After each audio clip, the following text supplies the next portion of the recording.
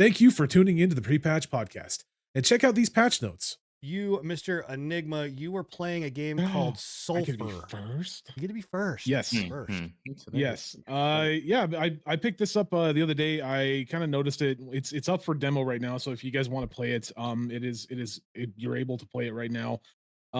It doesn't have any time limits or anything like that. You get an entire level essentially to go through, which I think is like six different levels that you can go through. I think that they had a little post on the Steam page that basically said that the average player that plays their demo plays like 6 hours. So pretty good demo, pretty decent demo, man. Like I'm not gonna lie, I had a lot of fun with it. I can see why people have sunk 6 hours into it. I think I have like, let me check actually while I'm sitting here. I think I have 6.5, 7.3 hours in it right now. So really extensive. Yeah, really extensive for a demo. Sulfur is a roguelike extraction shooter style of game almost. That kind of blends in both the roguelike, the dungeon crawl and extraction shooters like Tarkov when it comes to like dealing with your like inventory. Tarkov, It has a lot of similarities with the inventory system with Tarkov. It is kind of an extraction-esque shooter. You're not PvP, obviously. It's all PvE. But you're going in here, you're killing all these little you're not zombies, goblins, I think is what they're labeled as. You're killing all these goblins. You're going through, you're picking up loot, you're picking up mushrooms, guns. Shrooms? Yeah, getting some shrooms, getting guns, getting organs. You're able to like cut up the bodies after you fucking kill them and take their organs. Oh, nice. They have families, Yeah, I mean, and goblins, they matter. But before you say that, if you're watching it right now, you're probably watching me at some point kill these little tiny goblins that look like they have diapers. Yeah, those are baby goblins. And nice. as they're coming towards you, they're saying dada. Dada. You're a sick Dada. man. You're a sick man. That is crazy that you're doing that. You know what the art style of this reminds me of? You guys ever remember Happy Tree Friends? Yeah. Yes. Yeah, I do. It is. Yeah, I do. Yeah. It is. Yep. It is very reminiscent of like a Saturday cartoons, almost like maybe even Adventure Time almost. Yeah. I get in the some Adventure instances. Time with the art Yeah. style for sure. I like it a lot. So you're navigating through these dungeons filled with goblins and monsters, and your basic goal is to like go in there, collect loot, balance that with like, do I go past the middle point where I can get the fuck out? Essentially, once you hit the middle point, there's like a thing that refills this like talisman that you have that you can like jettison yourself out of the dungeon and back to camp, right? So you're kind of balancing the risk versus reward. Do I continue on and maybe get a little bit better loot, or do I not have enough ammo? I think this run that we're watching right now actually was one of those runs. I went in without really noticing, or no, it's my second run that I have on this. I went in without noticing that I had like a quarter durability on my weapon. So like 2 or 3 levels into it, my weapon broke, and I was like, "Fuck, that's my best weapon. There's no way I can continue on to the boss without it." So That's kind of screwed me over a little bit. But it's one of those situations where it's like, if I had actually noticed that, I could have went all the way. I had enough ammo, I had enough health items, I had my 2 best weapons. I could have went all the way if I had just noticed that I hadn't repaired my weapon. So it definitely does a good job with that when it comes down to like risk versus reward on that. That's the basic from everything that I've got. Like you said, it's got a very retro cartoon vibe to it. I feel like the combat feels really weighty, and the weapons and the customization that you can get on the actual weapons.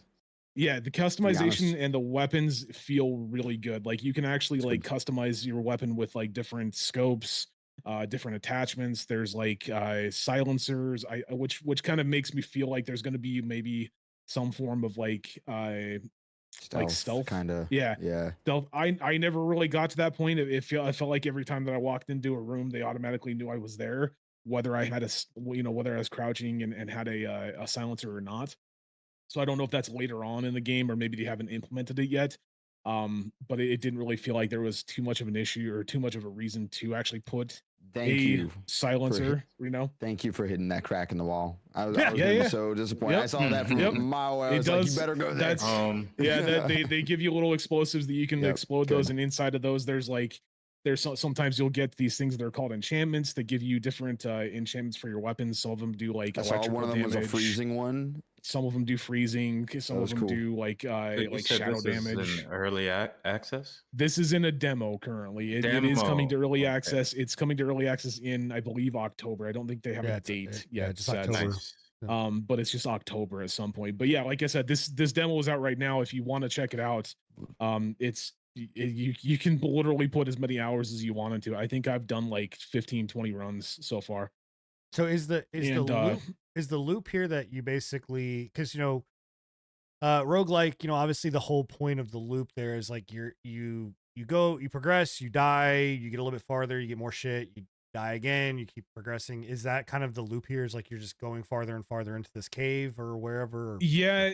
So I don't know, like right now, most roguelikes, when it comes down to it, like when you die, you gain something for dying, right? Like you gain some kind of like experience to be able to do different things. Like you can put it towards powers or something like that. I haven't personally seen anything like that yet. It feels like the roguelike aspect is less of a roguelike and more of like an extraction shooter, really. Okay. I don't know if they're gonna have that in the actual game, like when it fully releases. Because right now they're like, if you die, essentially the only roguelike aspect to it is you go back to your church. You're a priest, you're a padre. You go back to your church and you get money to be able to purchase like a basic bitch weapon to go back into the dungeon. So get this straight. You're a god. You're a priest. You're a priest. So you're a god. yes. God. Goblin. Whatever. And you're shooting baby goblins. A god fearing man. I went to a lot of different churches in my time. I may have missed that Sunday. That yeah, I'd say this guy got just real fed up with these goblins. Just took it upon himself to clear them out. Like, you know what I do appreciate about this game? When you use a different weapon, they die differently. I have been watching that. Like when he had the shotgun in his hand, they exploded. You see their bones and everything go everywhere. When he's using the pistol, they just you can actually do like headshots to it. It'll like completely obliterate like the top portion of their head and everything like that, or it'll blow chunks out of them where you can see like their actual skeletons. Obviously, that's very violent. Right. Very attention to detail, very violent, but it's the little just chef's kiss stuff that makes me just love it. We've been getting a lot of these like 3D, 2D style mashup games, and honestly, they're so cool. I love them. I love that they're getting pumped out left and right. Yeah, these are the kinds of games that I really enjoy. Even if it's not like I again, we talked about this a couple of episodes back where I'm actually starting to get a little bit more into roguelikes. And I'm starting to get to that point where I'm like, I enjoy these over like the high quality, high fidelity graphics, just because they're a lot more unique and more like accessible and more unique. Yeah.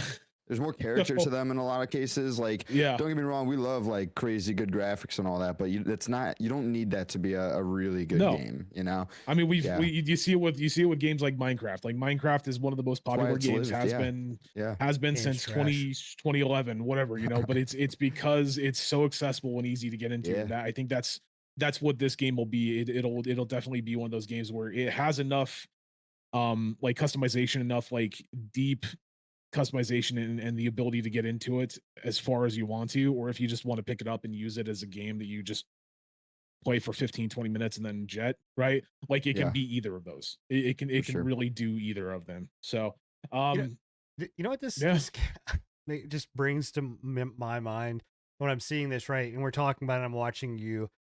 I don't think enough games actually utilize this angle, but if you really think about it, we're supposed to be like the protagonist, right? Like we're the character that's, obviously the padre that's going down, wiping out these goblins for whatever reason. You ever thought about from the goblins' perspective that we are just on a man-slaughtering fucking rampage, murdering their entire village and society? Babies. Like, I've actually read books about it. Yeah, like, I've read like lit RPG books and everything like that. That like you're from the like the monster side of things, you know, it's like the monster has a family, they've got a clan, they're just doing their best to fucking get by, and then these adventures come in and just completely decimate everything for no apparent reason. Fucking gun-toting priest just decides to kick down your door cave and fucking just blast your baby and children. All right, cool. But I don't know. Well, but yeah, so it's got a very unique setting. I really enjoyed it, and the characters so far, from what I've seen, are extremely interesting. They have that kind of like the interactions aren't necessarily like voiced out like in actual English. It's just gibberish. It sounds that's what it sounds like essentially. Is it they have actual like it's so I think it is, but the tile set that they have for this like intro, like this demo, I didn't have that many tiles at least. Like I don't think it's random generation on the actual like layout. It's more like what was that game that came out a while ago that had like tile sets? I can't remember what it was. Remnant. Yes, it's like Remnant, where they have like 4 or 5 tile sets, and then they interchange that between everything to make a full dungeon, more or less. Gotcha. So it's, and I'm hoping that they have more tile sets, because it does get a little bland after a while. You get to a point where you're like, okay, I've seen this same tile set like 6 different times. But there is also aspects of it where, like today, I was playing it just before the podcast, where I ran into a tile set that I had never run into. So it's very, I don't know how many of them they have exactly, but and what do you do with all this gear and loot? Like, do you get out and then sell it, or do you keep, like, what is the point of the gear? So selling is the best way to get like to the start of the actual game right now. That's what I've been doing. I do know that they have quests like they do in Tarkov, where like one of the guys is a goblin that does like he gives you like higher power weapons, and one of the quests for him is to like get a discount for him, like a heavy discount. You need to bring him like 5 dog's eyes, which you obviously get from going into the dungeon and killing dogs. So goblin dogs. This game also has inventory management like Resident Evil. Yeah, man. I was looking at that. I was like, oh, I can imagine if you that get goblin loaded was up doing on nothing.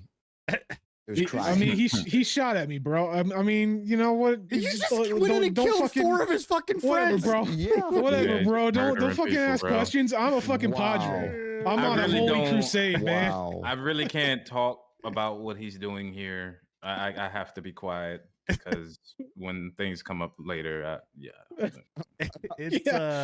things come up that he had to throw bodies into the incinerator to warn people. Please, don't bring it up. So Sulfur, like I said, early access coming out sometime in October. I would definitely look into this. Like keep your eye on it. I think it's going to be a really good one, honestly. There's a dog right there. Oh, wow. Shocker, right? I'm gonna say this. Wow. You know what this game I think could really benefit from? Multiplayer. PvP. I think it'd be dope to have an extraction shooter like this. In this case, I don't think so. I think this game works perfect. No, this game works perfectly fine as is. Every game needs multiplayer, but I think it would be really dope to have it. All right. Well, that was Sulfur. Thank you for checking out the patch notes. If you enjoyed this small selection from our podcast, come join us every Thursday at 10:30 p.m. Eastern for the full unfiltered pre-patch podcast. And check out our past shows on anchor.fm/prepatch podcast.